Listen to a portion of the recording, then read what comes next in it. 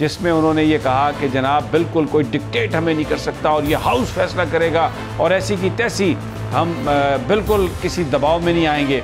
लेकिन उसके बीच में मैसेज वही था जो कहीं ना कहीं कोई एग्रीमेंट हो चुका था। ये इन्होंने वहाँ पे भी फौज तैनात कर, जब रेड जोन का एरिया इन्होंने बढ़ाकर फौज तैनात करने का कहा तो उसके बाद इमरान खान साहब ने ब्लू एरिया में पीछे खिताब किया, तो इनकी जो साजिश थी वो कामयाब नहीं हो सकी। बात असल में यही हो रही है कि शायद जरदारी साहब की ये ख्वाहिश थी, उनकी ख्वाहिश के मुताबिक चलें जी एक सेफ और एक एग्जिट दिया जाए, और ये सेफ एग्जिट देने का जो मामला है अब ये 6-7 दिन में आप देखेंगे कि कहीं से एक को सेफ एग्जिट मिल रहा है, कहीं से दूसरे को मिल रहा है। सब्सक्राइब करें और बेल दबाएं ताकि कोई खबर रह न जाए। अस्सलाम वालेकुम नाज़रीन, मैं हूं आपका मेज़बान समी इब्राहिम और आप देख रहे हैं प्रोग्राम तज्जिया। मेरे साथ हमारी को anchor Alina Ilyas, Asian news के ग्रुप एडिटर राना ताहिर हैं और राजा आमिर अब्बास एडवोकेट हमारे साथ हैं। बात आज हम करेंगे सुप्रीम कोर्ट ऑफ पाकिस्तान में जो आज 5 मेंबर बेंच ने समाअत की मुख्तलिफ़ दरख्वास्तें थी हुकूमत की, जिसमें वो इमरान खान साहब के ख़िलाफ़ कंटेम्प्ट भी उन्होंने मूव की और वो एक ऑर्डर हुकूमत की कोशिश थी कि ले लिया जाए जिसमें ये हो कि इमरान खान साहब ने सुप्रीम कोर्ट के फ़ैसले की वायलेशन की क्योंकि वो डी चौक की तरफ चले गए। क्या हुआ अदालत में, ये इसमें कामयाबी तो हुकूमत को नहीं हासिल हुई, बल्कि जो एक अहम डेवलपमेंट हुई इसी की आड़ में आज एक ऑर्डर लेना चाह रहे थे अटॉर्नी जनरल ऑफ पाकिस्तान कि सुप्रीम कोर्ट का ये बेंच कह दे कि जिस 6 दिन के बाद जिस एहतजाज की बात की है, जिस धरने की बात की है इमरान खान साहब ने, उसके ख़िलाफ़ उन्हें कुछ वहाँ से कोर्ट से मिल जाए। लेकिन बिल्कुल कोर्ट ने उन्होंने कहीं पॉइंट आउट की अटॉर्नी जनरल साहब ने बात, लेकिन जज साहबान इस बात को सुनने के लिए तैयार नहीं थे। बड़ी इम्पॉर्टेंट आज वहाँ पर सवाल थे, वो राजा आमिर अब्बास से हम बात करेंगे, लेकिन थोड़ी सी गुफ्तगू उससे पहले कर लेते हैं। जो कल सारा दिन हमने देखा पाकिस्तान में क्या हुआ, शेलिंग हुई, तमाम चैनल उसको रिपोर्ट करते रहे, लेकिन तहरीक इंसाफ जिसके बारे में हुकूमत ये हमेशा से कहती रही कि ये बर्गर पार्टी है, मम्मी डैडी ग्रुप है, ये नौजवान बच्चे बच्चियाँ हैं, ये एहतजाज नहीं कर सकते और कोई भी नहीं निकलेगा, और सारा दिन स्क्रीन्स पर ये कहते रहे कि 200 बंदे आए हैं, 400 बंदे आए हैं, 500 बंदे आए हैं। लेकिन रात के वक्त 2 जो हैं इन्होंने ऑर्डर जारी किए जो मैं चाहता हूं कि आप स्क्रीन्स पर आप दिखा दें। सबसे पहला तो है मिनिस्ट्री ऑफ इंटीरियर का, जिसमें है कि to be publish in the next issue of gazette of Pakistan. Article 245 के तहत इन्होंने जो इम्पॉर्टेंट बिल्डिंग्स थी जिसमें सुप्रीम कोर्ट है, पार्लियामेंट हाउस है, presidency, prime minister, PTV headquarter, secretariat, diplomatic enclave, वो सारी की सारी इन्होंने फ़ौज के हवाले कर दी। लेकिन फिर डिप्टी कमिश्नर ऑफिस ने इसकी मज़ीद वजाहत भी की और उसमें कुछ एरिया शामिल किया। तो वो जो सिर्फ रेड जोन फ़ौज के हवाले करने वाली बात है वो नहीं थी, बहुत सारा और एरिया भी इसमें उन्होंने शामिल किया और अमली तौर पर ये एक्सेप्ट किया इस्लामाबाद की एडमिनिस्ट्रेशन ने, वज़ीर दाखिला साहब ने, कि वो लोग जिनका वो मजाक उड़ा रहे थे सारा दिन ये कहकर कि ये चंद लोग हैं और 200 लोग भी नहीं है, या ये बर्गर ग्रुप है, ये मम्मी डैडी है और कुछ भी नहीं है, इस कदर ज़बरदस्त और जो शेलिंग थी इसके बावजूद वो जो फैमिलीज़ थी, वो बच्चे थे, वो बार बार वापस आ रहे थे और इस्लामाबाद की पुलिस उनको शिकस्त देने में नाकाम थी, सिविल एडमिनिस्ट्रेशन नाकाम थी, इसलिए दोबारा इसकी तशरीह की गई। या मनाज़र आप देख सकते हैं कि कल क्या सूरत हाल थी। तो उसके बाद उन्होंने तशरीह करके उस इलाके को बढ़ाया, फ़ौज के हाथ में ये सब कुछ दिया। अब ये इसमें भी एक बहुत बड़ी साजिश थी। ये मैं इसलिए आपसे बात कर रहा हूँ कि एक बड़ा सवाल है, इमरान खान साहब क्यों धरना नहीं दिया उन्होंने और वो वापस चले गए? क्योंकि एक साजिश थी। साजिश ये थी कि पाकिस्तान की फ़ौज और तहरीक इंसाफ के लोगों को आपस में लड़ा दिया जाए। मैं आपको अभी थोड़ी देर में वो शॉट हमारे पास वो गुफ्तगू रेडी हो जाती है मरीम नवाज़ साहबा की, जिसमें वो ये कह रही हैं कि जनाब ये हमारे ख़िलाफ़ नहीं आ, ये तो एस्टेब्लिशमेंट से लड़ने के लिए आ रहे हैं। वो रेडी होता है तो मैं आपको या बताया गया कि वो रेडी, आइए ज़रा सुन लें पहले इसको। ये देखें, ये मरीम नवाज़ ने ये इस लॉन्ग मार्च से ये बात ये कर दी कि ये एस्टेब्लिशमेंट के ख़िलाफ़ कर रहा है और रात को एरिया बढ़ा दिया। जो यहाँ पर इस्लामाबाद एडमिनिस्ट्रेशन ने जो उसकी जो एक्सप्लेन किया। तो अब वो जो है, और उससे पहले ये ज़बरदस्त शेलिंग हुई जो मैं आपको दिखा रहा हूँ। जब आप इतनी शेलिंग करते हैं, लोग अपने बच्चों के साथ हैं, फैमिलीज़ के साथ हैं, इंटाइस हो जाते हैं, बहुत ज़्यादा उनके जज्बात होते हैं। लेकिन ऐन उस मौके पर यह भी एक्सप्लेन कर दिया कि फ़ौज उस एरिया में चली जाए जहाँ पर हमने शेलिंग कर के लोगों को इतना तंग किया है कि लोग आगे से मुकाबला करेंगे। तो फ़ौज और पीटीआई को लड़ाने का एक मंसूबा कि किसी तरीके से पीटीआई और फ़ौज आपस में लड़ें, ये एक मंसूबा था जिसकी वजह से इमरान खान साहब ने यहाँ पर सिट इन स्टेज नहीं की। और वैसे भी उनके मकासद पूरे हो गए थे, इसलिए कि बताया यह जा रहा है कि परवेज़ खटक और अयाज सादिक साहब बड़ी अहम मुलाकातें अर्ली इन द मॉर्निंग। शायद यही वजह थी कि G11 से जना एवेन्यू तक जो उनका जलूस है वो बहुत ताख़ीर से पहुंचा।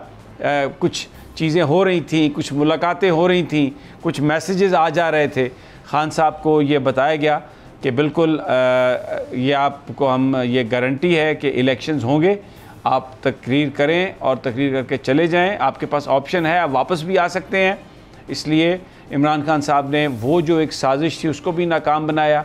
जो वो पॉइंट प्रूव करना चाहते थे कि मैं पहुंचूंगा वहाँ पर, वो भी उन्होंने कर लिया, साबित कर दिया।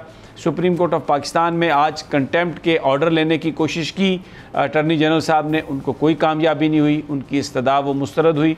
जो 6 दिन के बाद वाला धरना है उसके लिए जो कुछ करने की वो कोशिश उन्होंने की, उसमें भी कामयाबी नहीं हुई। और आज फिर हमें नज़र आया कि कौमी असम्बली में ख़िताब करते हुए जनाब शहबाज शरीफ साहब ने कहा कि हम इलेक्शंस के लिए कमेटी बनाने के लिए बड़ी गुफ्तगू की उन्होंने, जिसमें उन्होंने ये कहा कि जनाब बिल्कुल कोई डिक्टेट हमें नहीं कर सकता और ये हाउस फैसला करेगा और ऐसी की तैसी, हम बिल्कुल किसी दबाव में नहीं आएंगे। लेकिन उसके बीच में मैसेज वही था जो कहीं ना कहीं कोई एग्रीमेंट हो चुका था, जो सेटलमेंट।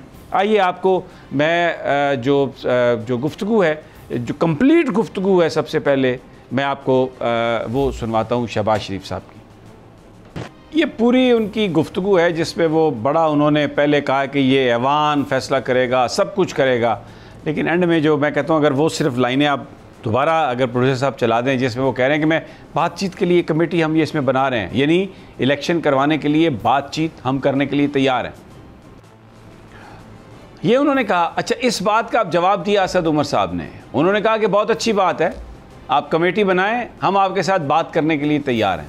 तो गोया अब बाकायदा तौर पर इलेक्शन के लिए गुफ्तगू जो है वो शुरू होने वाली है तहरीक इंसाफ और जनाब शहबाज शरीफ के बीच। और ये सब कुछ एक ग्रैंड रिकन्सिलिएशन के नतीजे में नज़र आ रहा है, and it is a good thing for country. लगता ये है कि जिन जिन को इस मामले में अपना रोल प्ले करना था उन्होंने प्ले कर लिया। राजा आमिर अब्बास, आप सुप्रीम कोर्ट में थे, सुप्रीम कोर्ट में जस्टिस उमर अता बंदयाल साहब ने आज बड़ी लंबी गुफ्तगू की और बड़ा एक ऐसा लग रहा था जैसे वो अपने दिल से बात कर रहे हैं, दिल से बोल रहे हैं।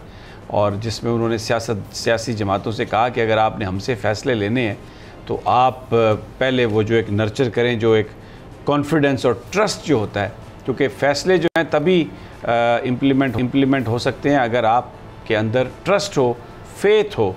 और कंटेम्प्ट की जो कोशिश कर रहे थे वहाँ पर अटॉर्नी जनरल साहब कि इमरान खान साहब के ख़िलाफ़ को ऑर्डर ले लें, उसमें तो उन्हें कामयाबी नहीं हुई।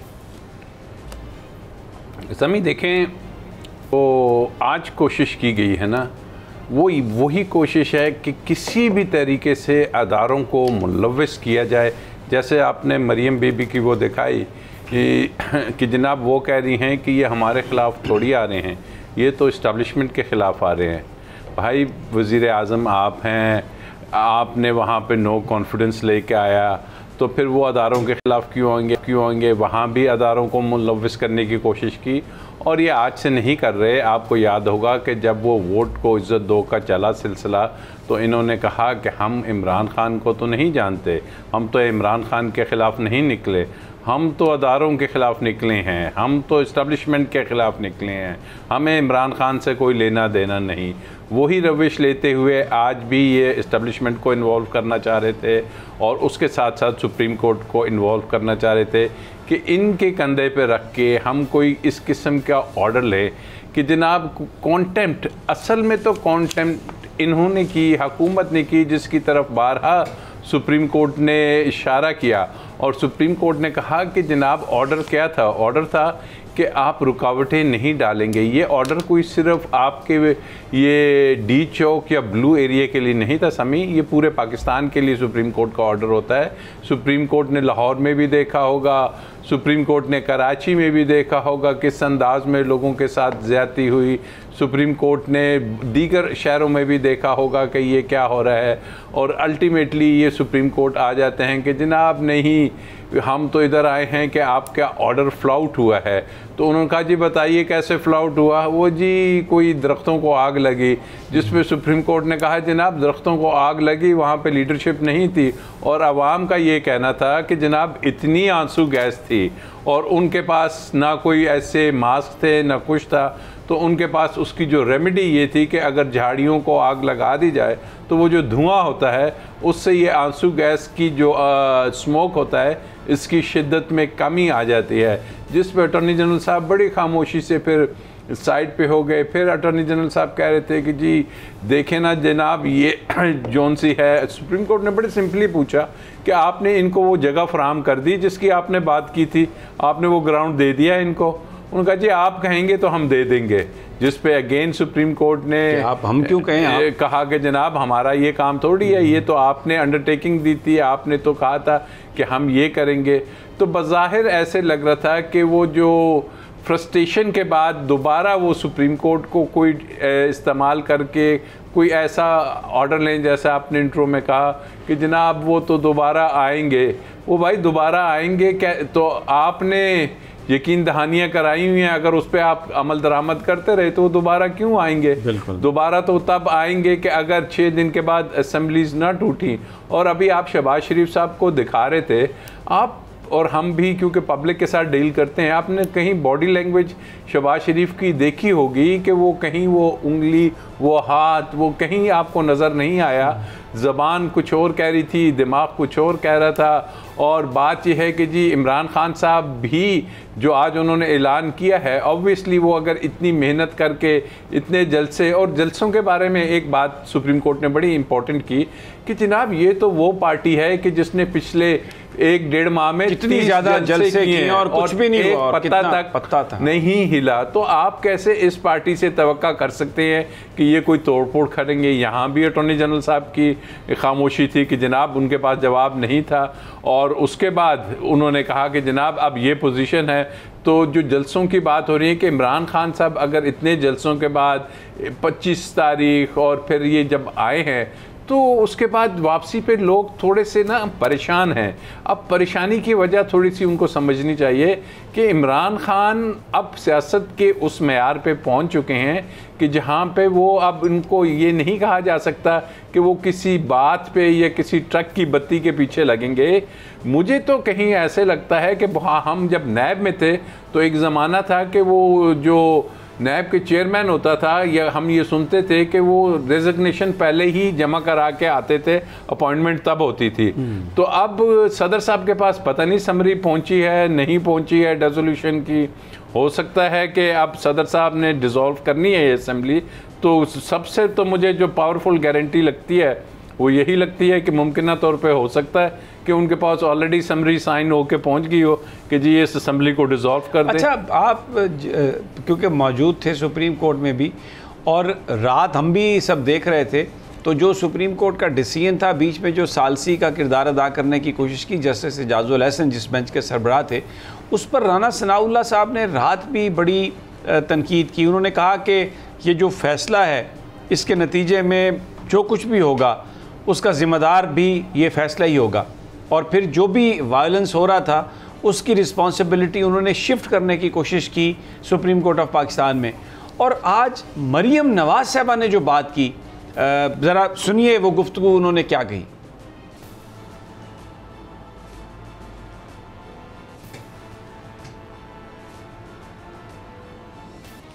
अब ये जो इतनी बड़ी शिकस्त दी इमरान खान ने सरकारी सारी मशीनरी को, निहत्ते सपोर्टर, ख़वातीन, बच्चे, उनको ये नहीं डरा सके, नहीं धमका सके, और उन्होंने आके पूरी वो जो सरकारी मशीनरी थी उसको हराया। तो अब राना सनाउल्लाह साहब और मरियम नवाज़ साहबा ये ब्लेम शिफ्ट कर रही हैं सुप्रीम कोर्ट ऑफ पाकिस्तान पर, सवाल उठा रही हैं सुप्रीम कोर्ट ऑफ पाकिस्तान के चीफ जस्टिस उमर अता बंदयाल के रिमार्क्स के ऊपर जो उन्होंने सारी जो गुफ्तगू की। राजा साहब ये तो बहुत जल्द यानी चंद घंटे भी बर्दाश्त नहीं कर सके और इन्होंने अपनी तोपों का रुख सुप्रीम कोर्ट ऑफ पाकिस्तान की तरफ कर दिया। देखिए, मैं तो बड़ी सख्ती से मजम्मत करूँगा ये जो अल्फाज इन्होंने यूज़ किए मरियम बीबी ने। पहली बात की है कि जी मैं सुप्रीम कोर्ट से कहूँगी कि वो नज़रसानी करे। भाई, सुप्रीम कोर्ट नज़रसानी ऐसे नहीं करती। नज़रसानी कैसे करें, ये तो कॉन्टेम्प्ट है। आप दरख्वास्त लगाएं ना, अपने अटॉर्नी जनरल को कहें किस चीज़ की नज़रसानी करे, बताए वो कौन से गलतियाँ हुई हैं। फिर इन्होंने कहा जी कि जी मैं उनकी को ये निशानदही करवाना चाहती हूँ या ये बताना चाहती हूँ। भाई, आप किस कैपेसिटी में सबसे पहले सुप्रीम कोर्ट से एड्रेस हो रही हैं, आप किस हैसियत में, अगर तो कोई आप पब्लिक ऑफिस करती हैं, होल्ड करती हैं, और अगेन आपने एक जज के बारे में बात की। देखिए, आप जजमेंट के बारे में भले से बयान करें और आज के भी फैसले के बारे में आपने कह दिया कि जी मुझे ये हुआ कि जी इमरान खान साहब को शायद उस वक़्त प्रॉपर इतला नहीं मिली होगी, क्योंकि सुप्रीम कोर्ट का कहना था कि जब एक आदमी से दूसरे आदमी को इतला जाती है, दूसरे से तीसरे को जाती है, तो थोड़ी सी डिस्टॉर्शन का उसमें अमल आ जाता है। तो अब ये बात इसका वही जो मैंने शुरू में कही कि एक्सपेक्टेशन ये थी कि सुप्रीम कोर्ट को इन्वॉल्व किया जाए और इमरान खान फौज के साथ लड़ाया जाए, सुप्रीम कोर्ट को इन्वॉल्व किया जाए, इदारों को बदनाम किया जाए, ऐसा कोई ऑर्डर ले लिया जाए कि सुप्रीम कोर्ट कहे कि जी ठीक है, आइंदा से इस मुल्क में सुप्रीम कोर्ट और आने वाला जो इमरान खान साहब ने कहा है कि अगर मेरे मुतालबात पूरे इलेक्शंस की तारीखों की अनाउंसमेंट नहीं हुई तो मैं फिर दोबारा 6 दिनों के बाद आऊँगा, उसके हवाले से कोई ऑर्डर, रिस्ट्रेनिंग ऑर्डर ले लिया जाए। मुझे ब्रेक लेनी है, मैं आता हूँ राय साहब और राना ताहिर साहब की तरफ भी आता हूँ, लेकिन यहाँ पर एक छोटा सा वक्फा लेना है और जब वापस आते हैं तो इस पर बात करेंगे कि सुप्रीम कोर्ट ने, हाई कोर्ट्स ने हुक्म दिया कि जो गिरफ़्तार लोग हैं अगर उनके ख़िलाफ़ कोई FIRs नहीं है तो आप उन्हें रिहा कर दें। तो बजाय इसके कि आप अदालती फ़ैसलों पर अमल दरामद करें, हुकूमत ने इस्लामाबाद में, पिंडी में, लाहौर में तहरीक इंसाफ के रहनुमाओं के ख़िलाफ़ पर्चे दर्ज करना शुरू कर दिए हैं। इमरान खान के ख़िलाफ़ भी पर्चा दर्ज किया है इस्लामाबाद में कि जनाब उन्होंने इंटाइस किया कि मेट्रो स्टेशन को जलाया जाए, जबकि हकीकत में मेट्रो स्टेशन को आग लगी ही नहीं। लेकिन ये सब एक छोटे से वक्फे के बाद।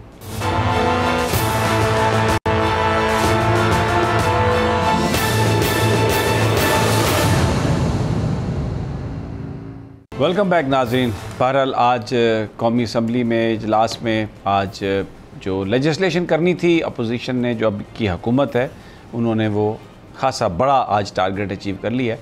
नैब अब एक टूथलेस इदारा बन गई है, उसमें जो तब्दीलियाँ की गई हैं उसके बाद अब कोई बंदा नैब का किसी पर कोई केस बनाने की जुर्रत नहीं करेगा, क्योंकि उसमें उन्होंने ये रख दिया है कि अगर आपने केस बनाया और वो केस अगर गलत साबित हुआ तो 5 साल सज़ा होगी केस बनाने वाले को। तो इस किसी बड़े आदमी के ख़िलाफ़ अगर आप केस दर्ज कर दें तो उसके बाद वो बड़ा आदमी अपने उस हर चीज़ ताकत के बलबूते पर अगर फ़ैसला अपने हक़ में करवा ले तो जिसने केस दर्ज किया वो तो जाएगा 5 साल के लिए। तो कौन अब केस दर्ज करेगा? जो बैरून मुल्क पाकिस्तानी है, वोट का हक़ ख़त्म। आप भाई सिर्फ रेमिटेंस भेजें। ये जो जमातें हैं ये आपको इस काबिल नहीं समझती कि आप वोट डालें, बिल्कुल उनका वोट का मामला ख़त्म। EVM वो जो एक चीज़ ऐसी मशीन जो फ्रॉड को रोकने में बड़ी मावन और मददगार साबित हो सकती थी, उसको भी रोक दिया। राजा आमिर अब्बास अब तो गलियां हो जान सुंजियां विच मिर्ज़ा यार फिरे, बहुत कुछ तो अचीव कर लिया, तो इलेक्शन करवाने में तो कोई हर्ज नहीं है। फिर देखिए, इनकी खाम ख्याली है ये। क्या ये अगर बरी हो जाती हैं मरियम बीबी तो क्या उस GIT को 5 साल की सज़ा दी जाएगी? चलें देख लें। नंबर 2, आपके इल्म में है कि सुप्रीम कोर्ट ने हालिया एक 100 मोटो लिया है जिसमें FIA के और दीगर केसेस की बात की। उस 100 मोटो में ये भी है कि अगर कोई इस किस्म की पर्सन स्पेसिफिक लेजिस्लेशन की जाती है जिससे जो इस वक्त आला हुकूमती ओहदेदार हैं उन्हें फ़ायदा पहुँचेगा, तो उसको भी सुप्रीम कोर्ट लेजिस्लेशन को चेक कर सकती है, देख सकती है कि क्या ये पर्सन स्पेसिफिक है, चंद अफराद के लिए है।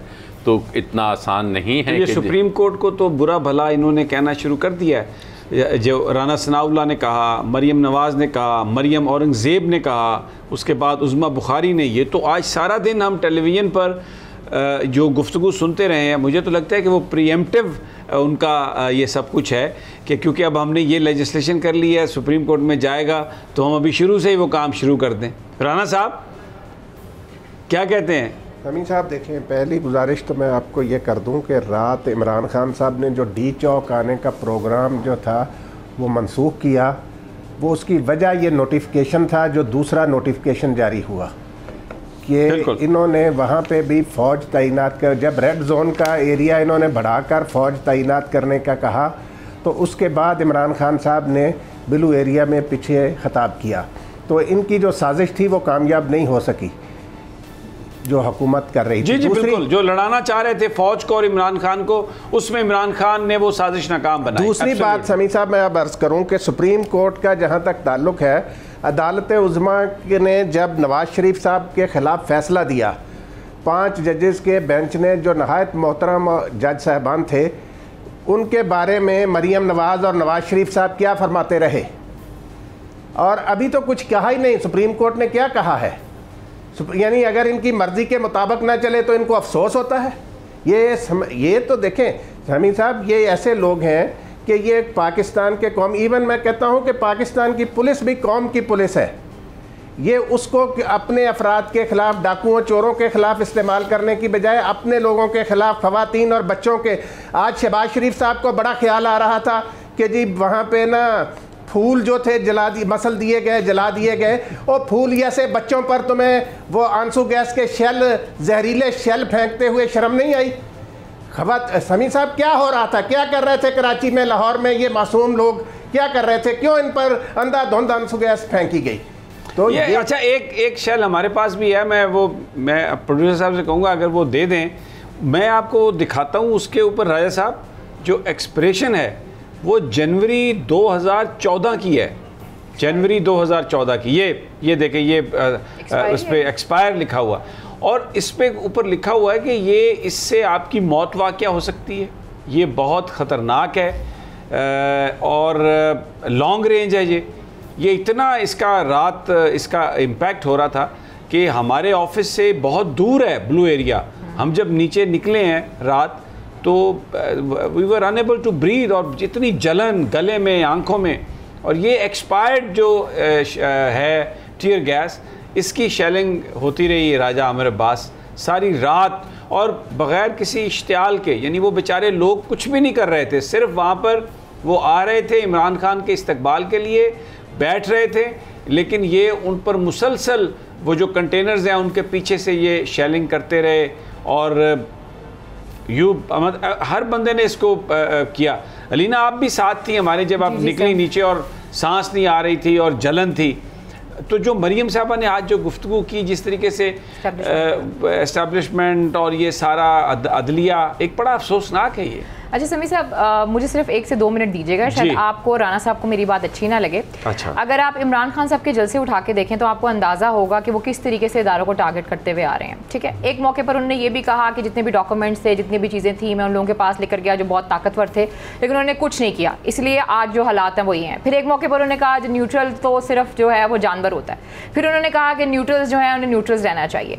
तो मेरे ख्याल में जो वो नैरेटिव बनाकर आ रहे थे, जिस मकसद के लिए आ रहे थे कि भाई सामने उनको पता था कि उनकी लड़ाई किससे है, वो मेरे ख्याल में जो मरियम बात कर रही है मुझे उसमें नज़र आता है कि वो इंडोर्स करती हूँ मैं उनकी इस बात को। दूसरी चीज़ ये है मुज़ाकरात की बात, जैसे कि आपने अभी शहबाज शरीफ साहब का शॉट चलाया कि भाई हम कमेटी बना देते हैं। अगर आप देखें जब से गवर्नमेंट आई है तब से वो यही कह रही है कि आईजी बैठे हैं हमारे साथ, ये इस्तीफे देना कोई वो बड़ी बात नहीं, आप इस्तीफे क्यों देते हैं, आके हमारे साथ मुज़ाकरात करें। आज जो एक अजीब चीज़ हुई है वो ये हुई है कि असद उमर साहब कहते हैं अच्छा जी कमेटी बन रही है, चलो देखते हैं हमने क्या करना है क्या नहीं करना। ये वही लोग हैं जिनके साथ ये बैठने के लिए तैयार नहीं थे।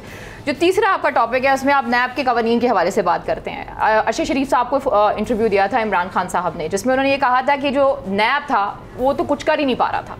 तो कवानीन आए या ना आए, नैब तो उस वक्त भी डिलीवर नहीं कर रहा था जब इमरान खान साहब की गवर्नमेंट थी। तो ये 3-4 क्वेश्चंस हैं जो मैंने उठाए हैं, अगर आप में से कोई भी कमेंट करना चाहे तो कर सकते हैं। राजा मेरे पास, आप नैब के तो प्रोसिक्यूटर हैं और ये इमरान खान की स्टेटमेंट है, मेरी नहीं है। जी राजा साहब। जी बिल्कुल सही, इमरान खान साहब ने सही कहा कि जो नैब थी वो माफियाज को डील ही नहीं कर पा रही थी और उसकी वजह भी उन्होंने बताई। तो फिर वो आके ही क्यों कहते थे कि नैब तो डिलीवर कर रहा है, जब वो गवर्नमेंट में थे उनके शॉर्ट्स हैं इसके ऊपर कि नैब तो बड़े अच्छे तरीके से कार्रवाई कर रहा है।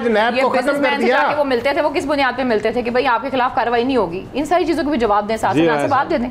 हाँ जी, सबसे बड़ी बात है कि इमरान खान वो पहला लीडर है कि जिसने माफियाज पे हाथ डाला। और माफियाज कौन से थे? शुगर के, चाहे उसके अपने साथी थे, चाहे ये शुगर मिल्स वाले थे। शुगर मिल्स में आपको पता है कभी रमज़ान शुगर का नाम आता है, कभी सिंध में ओमनी ग्रुप का नाम आता है।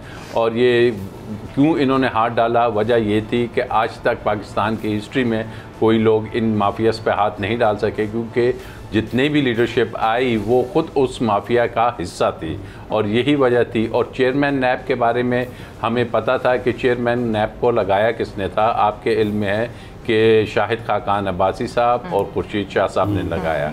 और जब इनको लगाया तो सुप्रीम कोर्ट ने ऑब्जर्वेशन की दी थी। ये इमरान खान की ऑब्जर्वेशन नहीं है, ये सुप्रीम कोर्ट के एक नहीं 2-3 जो साबिक चीफ जस्टिस साहिबान हैं उन्होंने नैब के बारे में कहा है कि ये आपकी तो खाली ऑप्टिक्स होती हैं, आप तो सिर्फ रेफरेंस एक कागज़ बना के दाखिल कर देते हैं, लेकिन आपकी तफ्तीश, आपकी प्रोसिक्यूशन उसको कनेक्ट नहीं कर सकती। तो ये है आपकी बात का जवाब कि जनाब सुप्रीम कोर्ट इसके बारे में, नैब के बारे में कह चुका था। और नैब में वो पॉलिटिकल इंडक्शंस जो हुई हैं पिछले अदवार में, चूँकि नैब एक ऑटोनमस बॉडी थी, एक आज़ाद थी, खुद मुख्तार बॉडी है, तो वो किसी तरीके से ना निकाल सके और ना ही उन्होंने कोई अपना प्रोसिक्यूटर लगाया, ना ही जो प्रोसिक्यूटर जनरल था वो भी शाहिद खाकान अब्बासी साहब के दौर में लगा हुआ था। तो वही वजूहात थी कि नैब ने वो डिलीवरेंस नहीं दी। और इमरान खान साहब का जो नैरेटिव था कि जनाब एहतसाब होगा, वो एहतसाब इतनी बुरी तरीके से उन्होंने उसको रोका, उसको हॉल्ट किया कि उनके पॉलिटिकल स्टांस को भी नुकसान हुआ। और नैब के जो कवानीन पे आए हैं, अगर आप इनको पढ़ लें तो ये कवानीन तो वही कवानीन हैं कि नैब, यकीन कीजिए कि इस वक्त एंटी करप्शन से भी कमज़ोर एक अदारा बन गया है। और मैं समझता हूँ इससे बेहतर है कि नैब को बंद कर देना चाहिए, क्योंकि अरबों रुपए तो उसके ऊपर ख़र्च होते हैं। और नैब के चेयरमैन की एक्सटेंशन, और ना सिर्फ चेयरमैन की, प्रोसिक्यूटर जनरल भी एक ऑर्डिनेंस के तहत उसकी एक्सटेंशन हुई हुई है। तो आप नैब को अब देखिए अलीना, जो ये कवानीन की आपने बात की, ये कवानीन इस वक्त असेंबली में किसने बनाए हैं? 2 मेजर जमातें हैं, एक है नून लीग, एक नून लीग है और एक पाकिस्तान पीपल्स पार्टी है।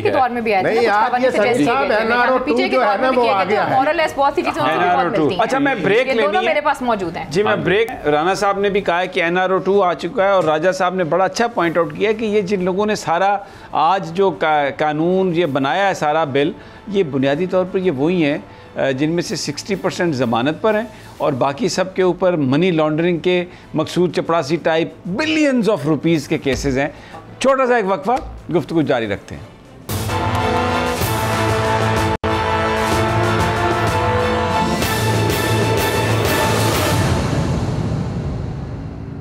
Welcome back. जो आज लेजिस्लेशन हुई है नैब के हवाले से और जो दीगर मामलात हैं उस पर, क्योंकि सुप्रीम कोर्ट ऑफ पाकिस्तान सो मोटो ले चुका है 5 मेंबर बेंच, कल उसकी समाअत भी है, तो आज रिपोर्ट्स भी आ रही हैं। वो जो हज़ारों लोग ECL से निकाले गए, मैं उस सब्जेक्ट पर बाद में आता हूँ, बात करते हैं उस पर कि क्या हो सकता है कल। लेकिन ये जो अलीना सवाल उठा रही है राजा साहब, ये जिस तरीके से ये सब कुछ किया, इसमें ये बताया जा रहा है कि असम्बली जो है वो डिज़ोल्व उस वक्त होगी जब सदर मुमलिकत इस सारी कानून साजी के हवाले से नोटिफिकेशन कर देंगे। अगर सदर मुमलिकत ने इसको रखा अपने पास पेंडिंग, तो और उससे पहले अगर असम्बली डिज़ोल्व करने की बात की गई, तो फिर ये जो सारा टोला है कुंबा जो बानमती का, ये जो सारे वांटेड हैं, ये कहते हैं हम उस वक्त तक असम्बलीज़ को डिज़ोल्व नहीं होने देंगे। नहीं, इसमें देखें ना, सदर मुमलिकत और सुप्रीम कोर्ट, अगर कल को सुप्रीम कोर्ट कह देती है कि जो है इस पर फ़िलहाल अमल दरामद रोक देती है कि ये जो कानून साजी है, लेकिन अभी तक तो वो कानून बना ही नहीं, अभी तक वो कानून बना नहीं, तो उसको चेक किया जाएगा। और नंबर 2 ये बात देखिए, जहन में रखिए कि अब ये क्या कानून साजी जल्दी में कर रहे हैं। तो अलीना ने बात की, Alina leader of the opposition कौन है? मेरे जहन से नाम निकल रहा है उनका, राजा रियाज फ्रॉम फैसलाबाद। सही। और आपके इल्म में है कि इलेक्शन कमीशन के बारे में जो पीटीआई है उनके बड़ी रिजर्वेशंस हैं, और गालिबन राजा रियाज साहब ने 2 नाम as a leader of opposition उनके मेंबर्स को फिल करने के लिए जल्दी जल्दी में दिए। और आप देखिए कि दूसरी तरफ से हुकूमत कहती है कि जी ठीक है, अपोजिशन के आए हुए नामों को फौरी तौर पे member election commission of Pakistan बना दिया जाए। अब जो आपकी EVMs हैं ख़त्म हो रही हैं, और आपके जो ओवरसीज़ हैं उनके राइट्स ख़त्म हो रहे हैं। ये वो चीज़ें हैं 2 कि जो सुप्रीम कोर्ट अपनी जजमेंट में पहले कह चुकी है कि आप मॉडर्न डिवाइसेस यूज़ कीजिए और आप जो बैरून मुल्क पाकिस्तानी हैं उनको वोट का हक दीजिए। तो ये उसके भी अल्ट्रा जारी है वायरस कि जनाब उनके ख़िलाफ़ हैं। तो ये कोई लेजिस्लेशन ऐसे नहीं कि आपकी मर्ज़ी होगी। और पार्लियामेंट कौन सा है जिसमें जो 170-80 अफराद तो मौजूद ही नहीं हैं। तो ये जो क्वेश्चन मार्क इतना बड़ा इस लेजिस्लेशन पे लगेगा, तो मैं नहीं समझता कि ये लेजिस्लेशन किसी भी तरीके से उस अदालती लिटमस टेस्ट को पास करेगी। और ये एक पर्सन स्पेसिफिक तमाम हो रही हैं।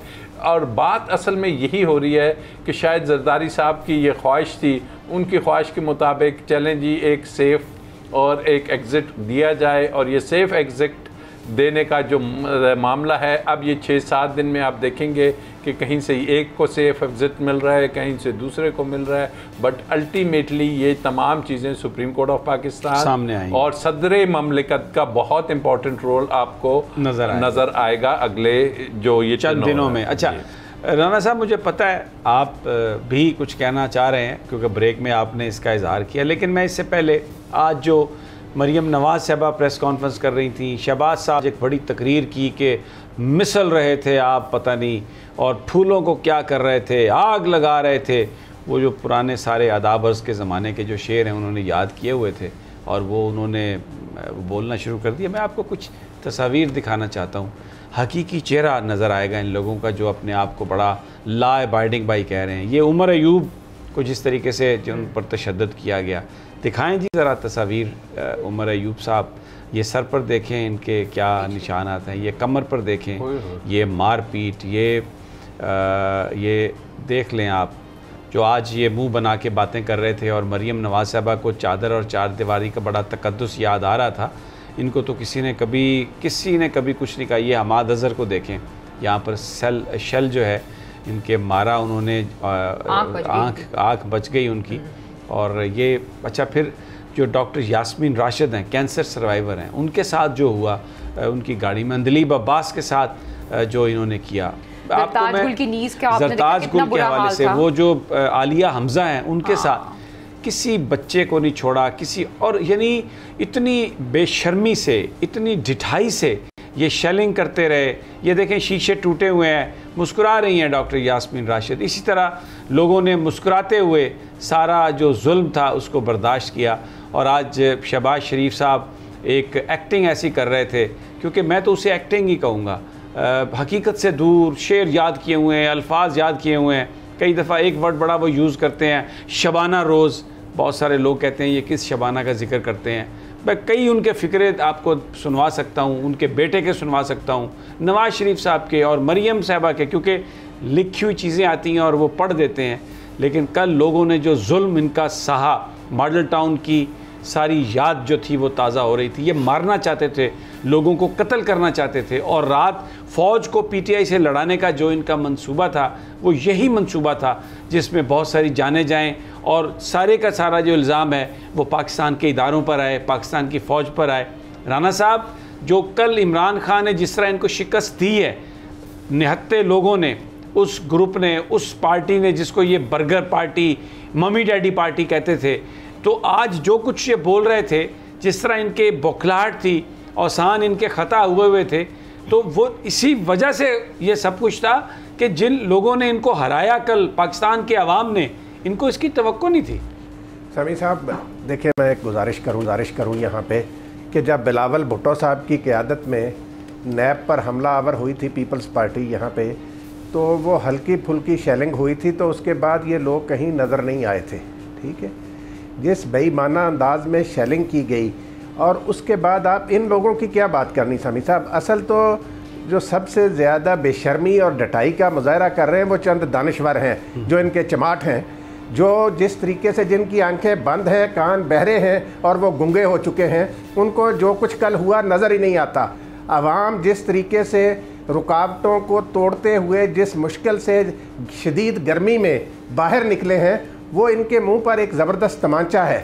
उससे ज़ाहिर होता है कि ये पढ़े लिखे नौजवान जो हैं वो किस तरीके से इमरान खान के मिशन को लेकर आगे बढ़ रहे हैं और चाहते क्या हैं। वो क्या मुतालबा कर रहे हैं कि भाई यहाँ मुनसिफाना आज़ादाना इलेक्शन करवा दो। अच्छा, एक वीडियो मेरे पास आज आई है जो मैंने चलाई नहीं, क्योंकि सोशल मीडिया पे एक साहब जो ये क्लेम कर रहे हैं कि मैं बचपन से जानता हूँ और मैं नवाज़ और शहबाज के साथ बचपन में रहता रहा हूँ। वो राना साहब पता क्या कह रहा है वीडियो में? वो कह रहा है कि जी हम हॉकी खेलते होते थे ये बचपन में और मैं लगाता था नान छोले। तो उसने कहा कि ये इतने बड़े चोर हैं कि ये छः नान खा के कहते थे कि हमने एक नान खाया और खुदा के लिए इस मुल्क से इनको निजात दिलाएं। राजा साहब, ये वो क्लेम कर रहा है। फिक्रा यहाँ पे ये आपने जो बात कही ना, ये जो आज कानून इन्होंने पास करवाया ना, इसमें उन्होंने ये भी कहा है कि ये ना जिस बंदे के खिलाफ इल्ज़ाम होगा ना नैब में, उसका मीडिया ट्रायल नहीं हो सकेगा। ये हम अंदाज़ा लगाएं कि ये बात मीडिया पर भी पाबंदी लगा रहे हैं। करे राजा साहब, योर कमेंट्स। इसका जवाब तो इमरान खान ने दिया है कि अब जहाँ भी जाओगे तो ये आवाज़ तो आएगी चोर की, गद्दार ये की। तो बिल्कुल, अब ये किसी जहाज में जाएं, किसी जगह पे जाएं, किसी दरबार पे जाएं, मीडिया मस्जिद में ट्रायल को तो छोड़ दें, आप वो लंदन में क्या करेंगे, आप बाकी जगहों पे क्या करेंगे। तो बात ये नहीं है, बात उसकी वजह क्या है। उसकी वजह ये है कि जब अवाम ने देखा कि इस मुल्क की अदालतों ने एक शख्स को जुर्म साबित होने के बाद 10 साल की सज़ा दे दी, और 10 साल की सज़ा दी इवनफील्ड अपार्टमेंट्स की, और उसी इवनफील्ड अपार्टमेंट्स में वो एक लग्जूरियस लाइफ, ना सिर्फ लाइफ के चलें वो खामोशी से बसर कर रहे हैं, वो पॉलिटिक्स कर रहे हैं। और पॉलिटिक्स क्या कर रहे हैं?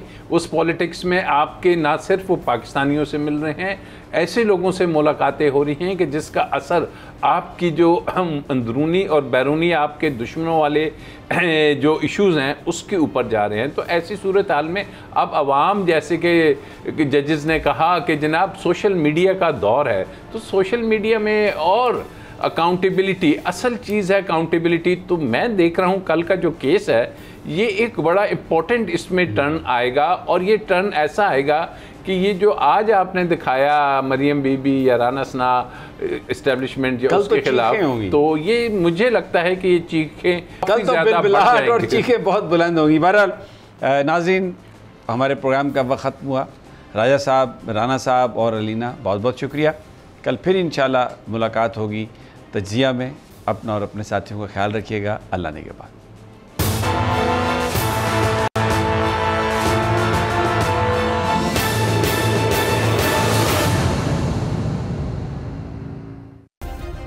सब्सक्राइब करें और बेल दबाएं ताकि कोई खबर रह न जाए।